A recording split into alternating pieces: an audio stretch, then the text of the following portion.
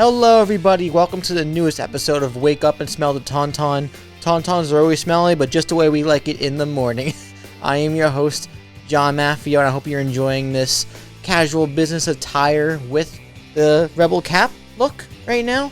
This came out of work, and I came home, and I have some notes, and I'm ready to talk about the first episode of The Mandalorian, the biggest show, or I guess the show premiering on Disney+, the streaming service for Disney, and Disney overlords. All hail Mickey Mouse, all hail Minnie Mouse, and all hail the almighty Pluto. But anyway, yes, The Mandalorian is the newest show. It's written by Jon Favreau, and this episode particularly was directed by Dave Filoni, even though Dave Filoni is producing and overseeing a lot of the production too. He's done things like the Clone Wars, Star Wars Rebels, the animated shows, and I'm glad that he's finally directing live action. And this is led by Pedro Pascal, also known as the Viper from Game of Thrones, and he's been in a lot of movies lately. He's a really good actor, and I'm glad he's getting a lot of work. And there's a lot to go through here, and I watched the episode once, opening night, around like 1 o'clock in the morning or so, and then I came back and watched it one more time just to get ready to talk more about the show. And I have a bunch of details I want to go over, but overall, brief thoughts before I get into like spoilers and get into like the nitty-gritty meat and bone details of this particular episode. We also got a new episode coming out in a couple of days. By the time this episode uploads, it'll be opening like really like less than 2 days from now. But yeah, pilot episode, I really enjoyed it. First time watching it, I had a little bit of like a weird pacing problem with my mental brain capacity, because I think we're used to watching Star Wars movies, never shows, so it's always like at a break fast pacing. And things are always happening, especially with J.J. Abrams' movie, Force Awakens, everything's always moving, and even in like Last Jedi and all these movies, it's a film, so you have to pack in a lot of stuff within 2 hours or so. But with the show, you could spend a lot more time developing world, developing characters, developing details, and kind of get people engrossed into the actual world of what we're seeing unfold before our eyes. And in this episode, it's a lot of just getting used to the lingo of bounty hunting and just the idea of going out on bounty hunting. Our main character, the Mandalorian himself, he's doing some bounties, he's doing his thing, and the whole episode is that he's doing his thing. He's trying to make some money after the fall of the Empire, and it seems like it's hard to come by. We've heard in interviews too from Dave Filoni and Jon Favreau. I'm not sure who said it exactly. Nothing to cite at the moment, but yeah, apparently money is scarce right now, and it's hard times. It's like a recession in real life, hard to come by, and we get a little discovery at the end of this episode, which will probably kickstart the plot, or it might be a little thing that just kind of like brings us into more of a groove of our main character. And yeah, I really liked it, but again, I had a hard time. I don't know if it was because I was tired from the day, but I kind of almost fell asleep midway through the episode, but I enjoyed everything I saw on the first time. This the music by Ludwig Göransson was really good, even though I do think in a couple moments, really wonderfully composed music, just a little out of place.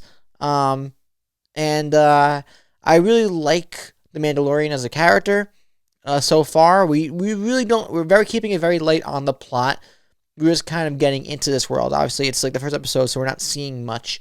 But I liked IG-11. I like Taika Waititi. He's more restrained than I thought he was going to be, but I'm glad they're keeping it.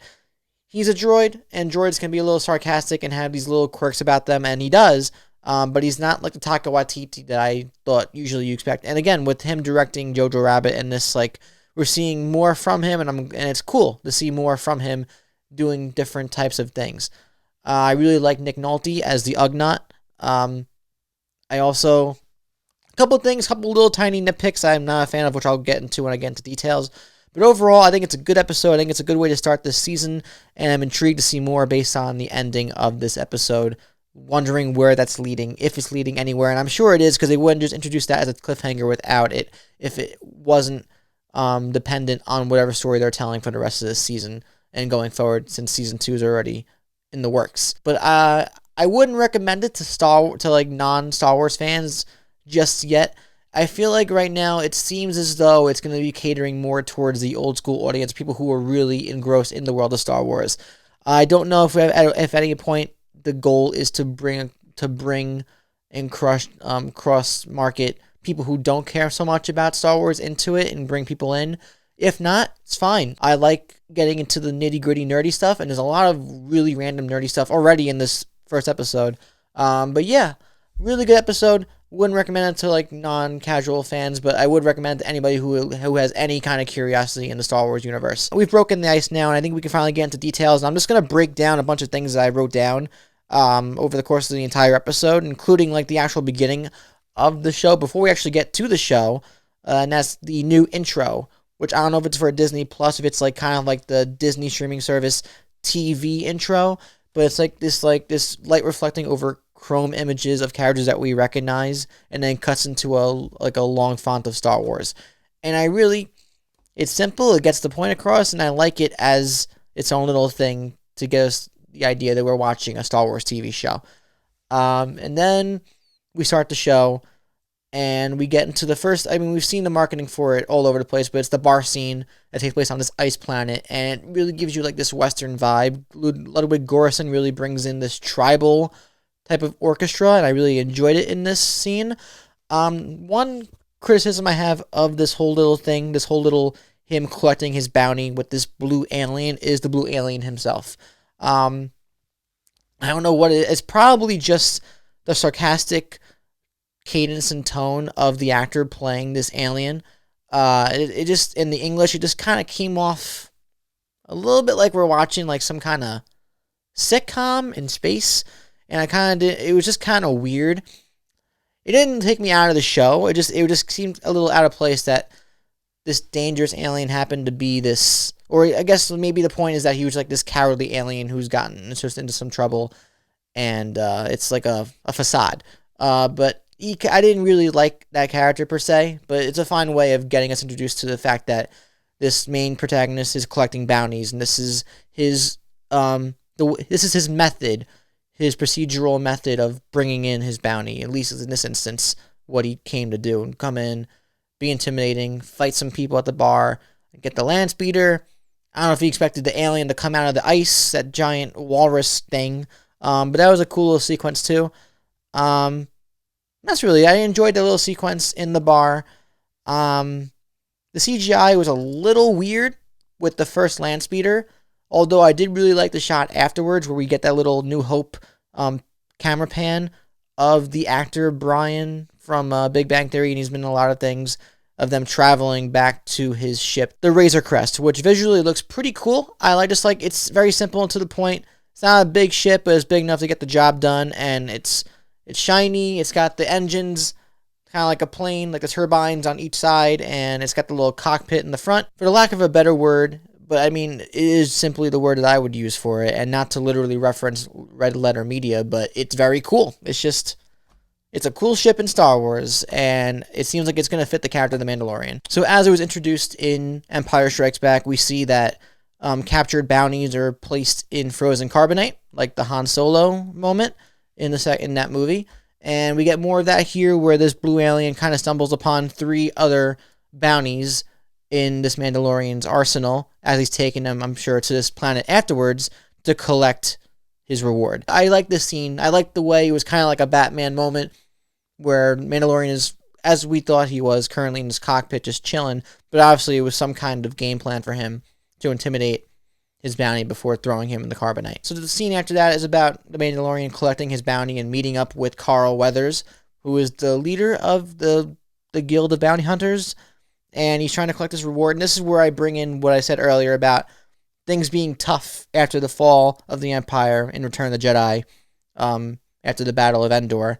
It just seems like 5,000 credits apparently isn't enough to restore fuel on his ship, so I don't know, I guess like 5,000 credits is like putting in $5 at any regular gas station. That's how I equate it. Like, it's just like maybe enough to travel a little bit, but not enough to travel from planet to planet. And I guess it's just, and he keeps going over these little, I never heard of any of this currency in Star Wars before, but he's like throwing out these little cubes, these little white and blue pebbles, and he's got certain things, but it's not really catering to the needs of the Mandalorian, and it's not what he wants. So then we get around to the point that there's another mission where he can collect a big bounty, but it's an abnormal one because there's no puck, and it's face-to-face, which is, I guess, abnormal for taking missions in this universe. And it's with Werner Herzog, and And he's got some people, I don't know if they're actual stormtroopers or people dressed up as stormtroopers for his protection. But anyway, whole point is that hard times going by in the galaxy right now. And I think it raises the stakes for our characters when we know that their backs are against the wall, and they can do anything and everything to make money, and they barely make enough to get by. And it's relatable too, because I can understand that. You know? Following the scene with Carl Weathers, we get introduced to Werner Herzog's character as he goes into this hallway that is led by a gonk droid. But I'm a big fan of gonk droids. They're really wonky, they're clumsy, and they kind of have these little legs, and I think they're adorable. But this one was a little different, and I just like seeing gonk droids in Star Wars. But we get that scene that we've seen a little bit of in promotional material too, and we learn a little bit about the mission that our protagonist is about to go on, which kickstarts the later half of this episode. And yeah, he's got these stormtroopers, but I don't know if they're just bounty hunters or guns for hire that are wearing stormtroopers, and they kind of just found these uniforms after a bunch of deceased stormtroopers were probably left for dead somewhere. We get the scientist character too, who going into the asset that they want the Mandalorian to search for. That the scientist would like to have this person or thing, whatever, be brought in alive. Werner Herzog it doesn't matter to him, dead or alive. He'll get his reward. Has no preference, it seems. There's more talk of balance trying to be restored, and maybe that's a little bit of a motivation of Werner Herzog's character, is to get things done to bring balance, not to the Force as we know it from like Jedi's characters in the movies, but just people on the ground, the little guys just trying to get by and do their thing and trying to find a way to bring back normalcy after the war. And I guess it's a cool way of bringing us down into the idea that we spent so much time with these heroes and villains and these big, larger-than-life characters that when we finally see the underworld and these characters that are affected by the big wars, it's cool to see some motivation there that certain characters, whether they're seen as good or bad, depending on who you're looking at, kind of want things to go back to a place of normalcy. But yeah, this kickstarts the later half of the episode. There's one little shot that I enjoyed in this moment afterwards where he's about to go seek out his mission. And it's the little salacious bee crumb monkey species. One's being roasted like a chicken on a stick, rolling for even barbecue. And you got the poor little live one in the cage, just kind of like awaiting his imminent death to be eaten by whoever. And I just like the little moment because it's a little world building thing that I like. And yeah, I also really like Salacious B. Crumb to see that little monkey, like kind of like just like moaning for his life. It's sad, but it's also kind of hilarious too. Then we get a bunch of little details as the Mandalorian goes into this little underground hut where a bunch of his clan mates are around and they're all just hanging. And he got a little reward. It was like this little medal with the imperial symbol on it that he uses to meld from the blacksmith to meld into a shoulder plate. And I'm guessing it's going to be like some kind of Skyrim improvement thing throughout the show where the more bounties he does, the more he can improve his armor. And he apparently has a reputation of being very expensive and being one of the best out there to complete missions. But he kind of has the look of a rusted soldier. Just like the armor seems like it has a lot of history. So to see him improve and to look cooler and cooler as the show goes on would be actually kind of satisfying. And if we're going for a more traditional character arc, with seeing him go through something, maybe it'll be a little cathartic to watch him grow too. But that medal was found in the Purge, as they say, but the Purge could mean like 2 or 3 different things. It could mean the Purge of the Mandalorians, sometime between what we saw in Rebels and this current timeline. Could mean the Jedi Purge, could be a whole other Purge that we don't know about, but I'm guessing it's kind of just a short term of talking about something that happened during the wars. But we get little flashbacks, tiny little glimpses of the Mandalorian as a child, and we can't really make out anything from it. But obviously it's referencing to the fact that he was once, seems like, helpless. And that's probably where I get like the Mandalorian purge, because maybe there was a purge of this whole clan at some point before we really get into the main war between New Hope, Empire Strikes Back, and Return of the Jedi. And he's referred to as a foundling. So we have younglings, which are just literally younger people, younger kids. So I'm guessing a foundling is just a play on that, where it's just people who are young where it's probably just young people who are found, like kind of like orphans or lost stray kids. I also think it's interesting how the Mandalorian's helmet is kept on this entire episode, to the effect of the newest Dredd movie with Carl Urban. And I'm trying to figure out in my head whether or not it's a good idea. It's too early to tell, but I don't know if it's a good story idea yet. I'm wondering if we're going to see Pedro Pascal's face in one way or another. There's a scene in the trailer where we see, I don't know if it's his estranged wife or a lover or something, because I'm guessing based on the end of this episode, maybe it's some family history and he's connecting with the baby of the ending of this episode, but maybe that's when we see his face, because she's about to pull the helmet off. Or we can go this whole season without ever seeing his face. It could be, I don't know, some visual metaphor for all the shit he's been through in his life, trying to fight, trying to get by, and he's hiding behind this mask, literally and figuratively. His vulnerability comes from behind the mask, and we don't see that vulnerability, because right now he's just seen as this badass. But I think it's cool that we have a whole episode without seeing his face, and I think it would be, from a storytelling perspective, interesting, depending on what they are trying to do here. I think it could be like kind of like Halo, where it worked in Halo's favor, but even though we're the protagonist playing, so we're able to project ourselves more into Halo Master Chief because we don't see his face. It depends on what they're going for again. But either way, I think it would be interesting to me to not see his face, but also it depends on what story they're going for again. Then we get the whole thing with the Nick Nolte Ugnaught character, who likes to say, "I have spoken," and it's one of those things like side characters with their little quirks, and cool character. I like the animatronic nature of his face, the way his mouth moves with the voice acting of Nick Nolte. He looks cool. He looks weathered. I just liked his little interactions with the Mandalorian. Him teaching the Mandalorian how to ride the blurg, which is like this giant creature with eyes on the sides, kind of like a shark. The eyes are on the side of its head, like this. Got giant eyes, little tiny arms like a T-Rex. And they carried over from the holiday special and the Clone Wars animated series.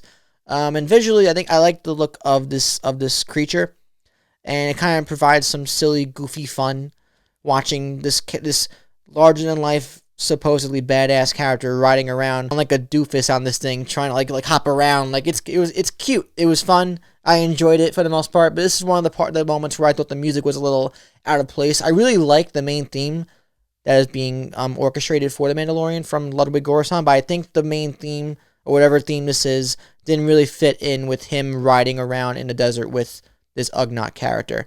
But visually, I liked him, I liked seeing them hop around, go whoop, whoop, hopping over little crevices, and then eventually getting to the end game of this episode where this asset lies. So we get this whole scene, this whole shootout, which reminded me of like a Western shootout with IG-88, IG-88, I almost said, IG-11, who was voiced by Taika Waititi. And it kind of just going around shooting, killing everybody. There's a turret that gets involved. I love visually seeing how this IG droid operates when he's moving around killing people, how like parts of his head will tilt and then parts of his like arms will move another way. Like he's kind of like a 360 robot in various degrees of his body, so he could turn 180 with his head. But then visually it was I mean, for lack of a better way of saying it, just flipping awesome to see him doing what he was doing and just mowing down peeps. And then the whole little funny gag with him doing self-destruct sequences. And the Mandalorian's like, no, we don't need that. He was on the same mission as the Mandalorian, but he was there to basically destroy the asset, not keep it alive. Once we find out that this, as I didn't mention it before, but 50-year-old asset that these bounty hunters are looking for is a baby version of, I call it Baby Yoda, I guess. But it's a species of Yoda. We don't know the name of the species. We don't know anything about, really, Yoda species. We never really learned about that. And this is one of those things that I would like to see, I would rather see be shrouded in mystery. I don't need to know that much about the Yoda race. I've seen concept art of, back in the day when they were, announcing all, the prequels for, the Solo story and, the Obi-Wan movie. For the Yoda movie, there was, a version of Yoda with, long hair, and he looked like Fabio as Yoda, and I personally thought, cool, fun, people having fun with it, but some people were taking it seriously. Like, this would be really cool to see as a movie, and I'm like, no.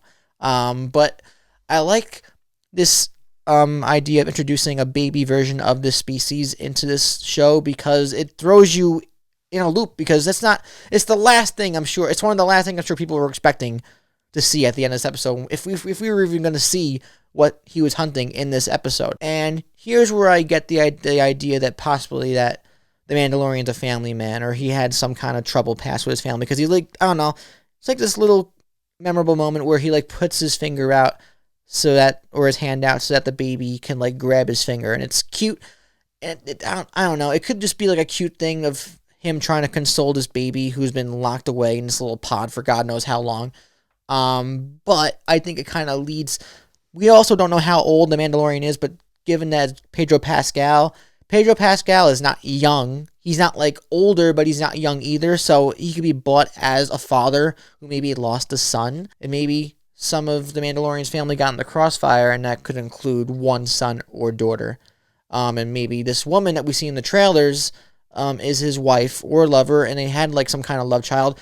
I think something's happening there. And I think that maybe they've been hiding this. Obviously, they're hiding a lot because we had no idea this was part of the story. But maybe this Yoda baby is the Mandalorian's way of connecting to more of his vulnerable side again after losing it. And I'm guessing he just used his bounty hunting to use ways to support himself and maybe support other people around him, like this lover or wife or whoever she is, whenever we get introduced to her in a future episode. And yeah, that's it. Oh, also, an IG-11 got shot in the head, so he's dead right now, but I don't think they would cast Taika Waititi in this role to have him die in the pilot episode. I could be wrong. It just seems like it would be subverting expectations that we thought it was going to be.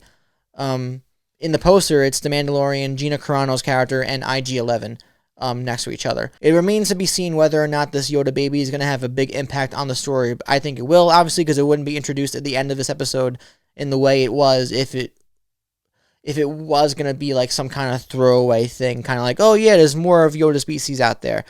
It definitely has bigger ramifications and bigger implications for the story, I'm sure. And then that's the end of the episode. And then we get some really beautiful artwork in front of the credits. And I hope they do that I'm sure they're going to, but I hope they do that for every episode over the music, the main suite by Ludwig Göransson. And yeah, that's the episode 1, chapter 1 of The Mandalorian. And next episode comes out in a couple days. I'm very excited to see what is in store for this. Again, solid episode, solid way of introducing your show. It gives you a taste, but I don't think you can really say for sure whether or not this is going to be a show for a bigger demographic or for a small demographic of people really big nerdy Star Wars fans or broader casual fans or everybody. I would love to have my mom and dad and people who don't really watch Star Wars watch this show. But the way it seems right now, I wouldn't recommend this show to people who don't like Star Wars or don't care for it. But I liked all the world building. I liked all the things they're doing, and I'm looking forward to seeing more plot. I'm looking forward to seeing more from Mandalorian, getting to know more about him, and I'm just looking forward to seeing more. Honestly, I'm just excited for more. But I want to know what you guys thought of that episode. Let me know in the comments down below. If you got Disney Plus and you got the chance to watch the show, what did you think? What's your favorite part of the show? Your worst? What's your criticisms? Anything you're looking forward to? What do you think about Yoda Baby? What do you think about Mandalorian? Is he going to take off his helmet at any point during the show? Give me your thoughts. And that's it for today.